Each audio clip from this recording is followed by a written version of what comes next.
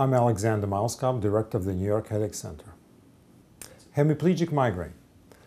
Hemiplegic migraine is a migraine that's accompanied by weakness on one side of your body, and it's a very frightening experience. You suddenly become paralyzed on one side or the other, and you feel numb, and you cannot move.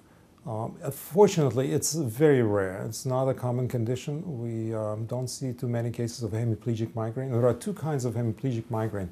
There is a very strictly inherited familial hemiplegic migraine where everyone in the family has these attacks of severe migraine with hemiplegia. And there is what's called sporadic hemiplegic migraine where it happens to one person in the family and not necessarily to everyone.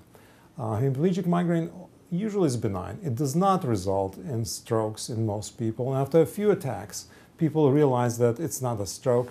It's still frightening and still very unpleasant, but usually it's not life-threatening.